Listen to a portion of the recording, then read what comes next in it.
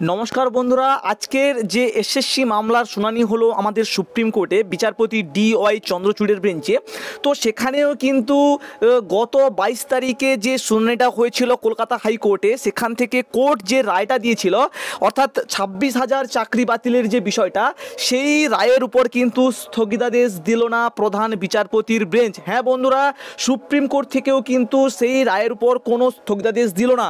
তো বিস্তারিতভাবে তোমাদের কাছে আলোচনা করব এবং তার সঙ্গে সঙ্গে বিচারপতি স্পষ্ট কিন্তু বলেছে, যদি এই মামলাটি যদি অবৈধ বলে বিবেচিত হয় তাহলে কিন্তু পুরো প্যানেলটাকেই বাতিল করে দেবে, সেরকমটাই কিন্তু জানিয়েছে। ঠিক আছে, যদি প্রক্রিয়া অবৈধ বলে বিবেচিত হয় তাহলে প্রক্রিয়াটা অবশ্যই বাতিল তো হবেই। ঠিক আছে, এরকমটাই কিন্তু জানিয়েছে।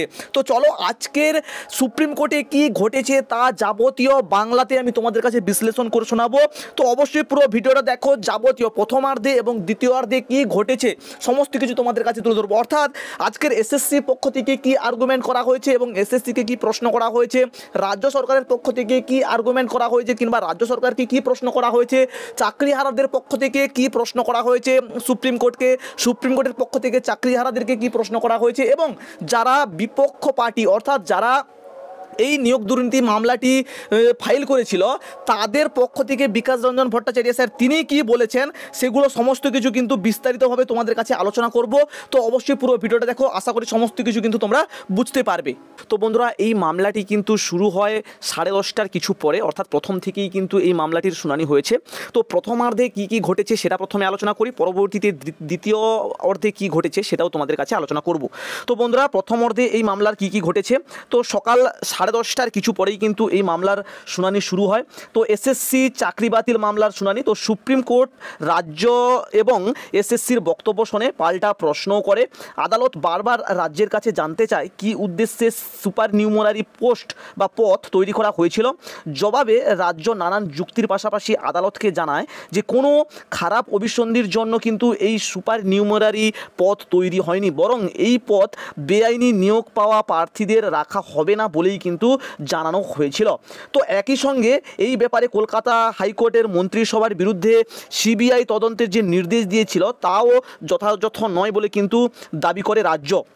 সুপ্রিম কোর্টের 3 বিচারপতির বেঞ্চে এই নিয়ে কোনো মন্তব্য করেনি, বরং 3 বিচারপতিকে রাজ্যের বক্তব্য শোনার পর নিজেদের মধ্যে কিছু আলোচনা করতেও কিন্তু দেখা গেছে। তো এরপর শুরু হয় এসএসসির বক্তব্যের শুনানি, যেখানে রাজ্যের স্কুল সার্ভিস কমিশনের দায়িত্ব নিয়ে কিন্তু প্রশ্ন তোলেন দেশের শীর্ষ আদালত। তো আদালতকে এসএসসি জানিয়েছিল যে চাকরি বাতিলের সিদ্ধান্ত গ্রহণ আদালতের এখতিয়ারের মধ্যে কিন্তু পড়ে না। পাল্টা সুপ্রিম কোর্ট এসএসসির কাছে জানতে চায় যে ওএমআর সিট স্ক্যানিং করার জন্য যথাযথভাবে টেন্ডার ডাকেনি কেন এসএসসি। তো আদালত প্রশ্ন করে যে এত সব গুরুত্বপূর্ণ গোপনীয় তথ্য অন্য সংস্থার হাতে তুলে দিলেন আপনারা, এটা কি আপনাদের দায়িত্বশীলতার কাজ, এরকমভাবে কিন্তু প্রশ্ন করেছে। তো টেন্ডারের জন্য কতজনকে ডেকেছিলেন এটাও কিন্তু জানতে চেয়েছে। তার সঙ্গে সঙ্গে আপনারা সম্পূর্ণ নিয়োগ প্রক্রিয়া চালাচ্ছেন অথচ যথাযথভাবে টেন্ডার ডাকেননি কেন। শুধু তাই নয় এসএসসি পরীক্ষা সংক্রান্ত তথ্য দেওয়ার ক্ষেত্রে পদ্ধতিগত জালিয়াতি রয়েছে বলেও কিন্তু মন্তব্য করেন সুপ্রিম কোর্ট।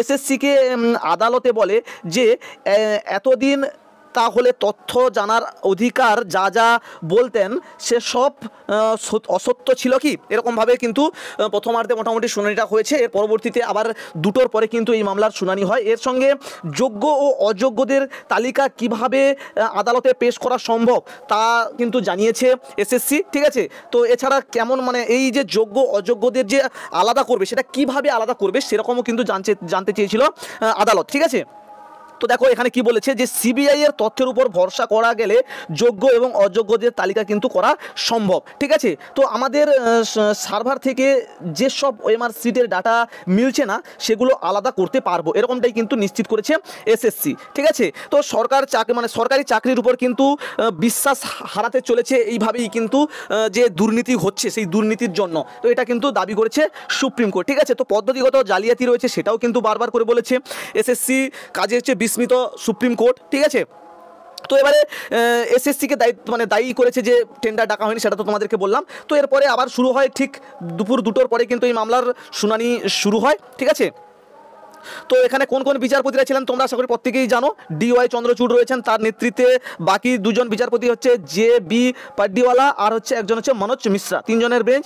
তো পরবর্তীতে আবার কিন্তু এই মামলাটির শুনানি শুরু হয়। সুপ্রিম কোর্টে সওয়াল শুরু চাকরিহারাদের, অর্থাৎ চাকরিহারাদের থেকে যে আইনজীবী ছিলেন তিনি কিন্তু পরবর্তীতে আবার তার আর্গুমেন্ট শুরু করেন। সেখানে কি বলেছে দেখো, সুপ্রিম কোর্টে সওয়াল শুরু করেন চাকরিহারাদের আইনজীবী প্রতীক ধর।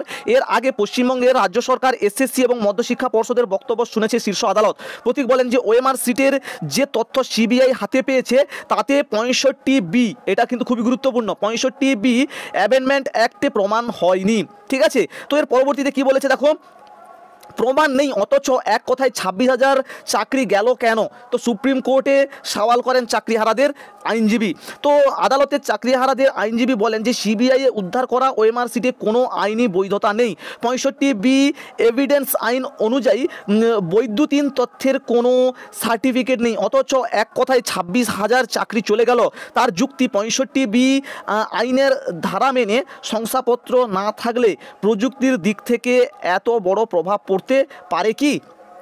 এরকমভাবে মোটামুটি প্রশ্ন করেছে। পরবর্তীতে বিচারপতির পক্ষ থেকে জানানো হয় অবৈধভাবে কি তাহলে কেউ চাকরি পায়নি? তো এখানে কি বলেছে দেখো, যে চাকরিহারাদের আইনজীবীর সওয়াল শুনে সুপ্রিম কোর্টের প্রধান বিচারপতি প্রশ্ন করেন যে আপনি কি বলতে চাইছেন, তাহলে কি কেউ অবৈধভাবে চাকরি পায়নি?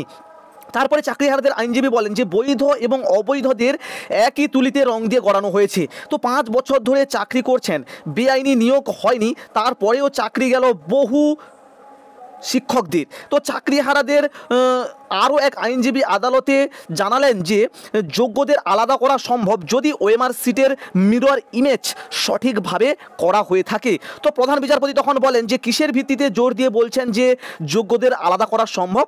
তখন আইনজীবী বলেন যে CBI যে তালিকা দিয়েছে তা থেকেই করা সম্ভব। তো এখানে CBI যে তথ্যগুলো জমা করেছে সেটার উপর কিন্তু এবারে প্রশ্ন ওঠা শুরু হয়েছে। ঠিক আছে, তো পরবর্তীতে দেখো কি বলেছে, যে CBI এর উদ্ধার করা OMR সিট বিশ্বাসযোগ্য নয়, চাকরিহারাদের যে আইনজীবী তিনি কিন্তু জানালেন। তো চাকরিহারাদের আইনজীবী আদালতে জানান যে CBI যে OMR সিট উদ্ধার করেছে তার বিশ্বাসযোগ্যতা নিয়ে কিন্তু সন্দেহ রয়েছে, কারণ এই সমস্ত OMR সিটে নাইসার দপ্তর থেকে উদ্ধার করা হয়নি, পাওয়া গিয়েছে সংস্থার প্রাক্তন এক কর্মী পঙ্কজ বনসেলের বাড়ি থেকে। ঠিক আছে, বুঝতে পেরেছো? তো এইগুলো নিয়ে কিন্তু পরবর্তীতে প্রশ্ন উঠেছে। তো তার পরবর্তীতে যে প্রশ্নটা উঠেছে যে চাকরিহারাদের আদালতে প্রশ্ন OMR সিট সঠিক নয় বলছেন। তো চাকরিহারাদের আইনজীবীর যুক্তি শুনে প্রধান বিচারপতি প্রশ্ন করেন যে আপনি যে বলছেন এই OMR সিটগুলো তাহলে কি সঠিক নয়? আইনজীবী বলেন সেটা নয়, তদন্তের সবটা প্রমাণিত হয়নি। আমাদের প্রশ্ন তদন্তে প্রমাণ হওয়ার আগে কি করে এতজনের চাকরি বাতিল হলো, এটাই হচ্ছে কিন্তু প্রশ্ন। ঠিক আছে, তো পরবর্তীতে যে বিচারপতি গঙ্গোপাধ্যায়ের বিরুদ্ধে পদক্ষেপ নেওয়া উচিত এই সমস্ত বিষয়ে কিন্তু মোটামুটি চাকরিহারাদের যে আইনজীবী তিনি কিন্তু আর্গুমেন্ট করেন, এবং পরবর্তীতে প্রধান বিচারপতি জানান যে আমাদের মূল বিষয় ফোকাস করা উচিত। ঠিক আছে, তো এটা নিয়ে বিশেষ কিছু আর্গুমেন্ট হয়নি। তো এর পরবর্তীতে দেখো যোগ্য এবং অযোগ্যদের আলাদা করার মতো উপযুক্ত তথ্য রয়েছে কিনা বিচারপতি কিন্তু এবারে SSCর কাছে প্রশ্ন করে বসে। ঠিক আছে, SSCর কাছে প্রশ্ন করে বসে। তো পরবর্তীতে বিপক্ষ দলের যে আইনজীবী রয়েছেন বিকাশ রঞ্জন ভট্টাচার্য, তো তিনি কিন্তু তার আর্গুমেন্ট করা শুরু করে, অর্থাৎ সওয়াল করা শুরু করেন। তো প্রধান বিচারপতি বলেন এবারে বিপরীত পক্ষের বক্তব্য শোনা হবে। তো সওয়াল করতে শুরু করেন নিয়োগ দুর্নীতি মামলার আইনজীবী বিকাশ রঞ্জন ভট্টাচার্য। তিনি বলেন টাকার বিনিময়ে বাজারে চাকরি বিক্রি করা হয়েছে। তো প্রধান বিচারপতি এবারে বলেন যে OMR সিট নিয়ে আপনার কি অবস্থান?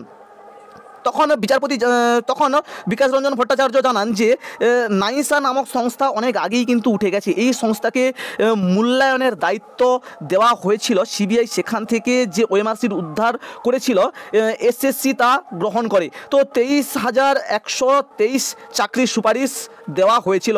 প্রধান বিচারপতি বলেন তাহলে পুরো নিয়োগ প্রক্রিয়া বাতিল চাইছেন কেন? তখন বিকাশ রঞ্জন ভট্টাচার্য বলেন যে কারণ পুরো নিয়োগটাই কিন্তু অবৈধ বা দুর্নীতিগ্রস্তভাবেই কিন্তু নিয়োগটা হয়েছে। এর পরবর্তীতেই কিন্তু আমাদের সুপ্রিম কোর্টের বিচারপতি জানান যে প্রক্রিয়া যদি অবৈধ হয় তাহলে নিয়োগ বাতিল তো হবেই, এরকমভাবে কিন্তু স্পষ্ট তিনি নির্দেশ দিয়েছেন। অর্থাৎ বিকাশ রঞ্জন ভট্টাচার্যের বক্তব্য শোনার পর প্রধান বিচারপতি বলেন নিয়োগ প্রক্রিয়া অবৈধ হলে সম্পূর্ণ নিয়োগিত বাতিল হয়ে যাবে, এরকমটাই কিন্তু জানিয়েছে। তো এর পরবর্তীতে শর্তহীন স্থগিতাদেশ নয়, এরকমটাই কিন্তু মন্তব্য করেছেন সুপ্রিম কোর্ট। অর্থাৎ সুপ্রিম কোর্টের প্রধান বিচারপতি DY চন্দ্রচূড় বলেন পুরো বিষয়টি নিয়ে আমরা বিবেচনা করব, তার আগে আমরা কোনো শর্ত ছাড়া স্থগিতাদেশ দিতে রাজি বা আগ্রহী নয়। ঠিক আছে। তো বিচারপতি পারদিওয়ালা জানালেন যে যোগ্য এবং অযোগ্য বাছাই করা আমাদের কাছে খুবই গুরুত্বপূর্ণ। তো বন্ধুরা, এরপরেই সুপ্রিম কোর্ট সমস্ত কিছু বক্তব্য শোনার পরেই হঠাৎ করে তিনি জানিয়ে দিলেন যে এখন কোনো স্থগিতাদেশ দিচ্ছি না, এরকমটাই কিন্তু জানিয়েছেন। তো এখানে কী বলেছে দেখো, সুপ্রিম কোর্টের প্রধান বিচারপতি এই বক্তব্য শুনে হঠাৎ বললেন যে হাইকোর্টের রায়ে এখনও কোনো স্থগিতাদেশ দিচ্ছি না, সিবিআই তদন্ত চালিয়ে নিয়ে যাবে, আমরা জুলাইতে আবার এই মামলাটি রাখছি, এখন শুধু সব পক্ষকে নোটিশ জারি করেছি। ঠিক আছে, এক আইনজীবী প্রাক্তন বিচারপতি গঙ্গোপাধ্যায়কে নিয়ে বলতে গেলে তাকে থামিয়ে দিয়ে বিচারপতি বললেন যে আমরা তার আচরণ নিয়ে কিন্তু কোনো কথা বলতে এখানে বসিনি। এখানে আইনজীবী অভিষেক মনু সিংঘভিও আদালতের কাছে থেকে 2 মিনিট চেয়ে নিলেন। জবাবে প্রধান বিচারপতি বলেন যে আমরা সব পক্ষের বক্তব্য শুনেছি, এরপরে বিস্তারিত শুনানিটা হবে, বাকিটা শোনা হবে, অর্থাৎ বিস্তারিত পরবর্তীতে যে শুনানিটা হবে সেই শুনানিতে কিন্তু বাকিটা শোনা হবে। ঠিক আছে, তো বর্তমানে যে আপডেটটা এই মুহূর্তে রয়েছে, তো বন্ধুরা হাইকোর্টের যে রায়, সেই হাইকোর্টের রায়ের উপরে কিন্তু কোনো রকমভাবে স্থগিতাদেশ দিল না, অর্থাৎ হাইকোর্টের রায়টা এখনও কিন্তু বলবৎ রয়েছে।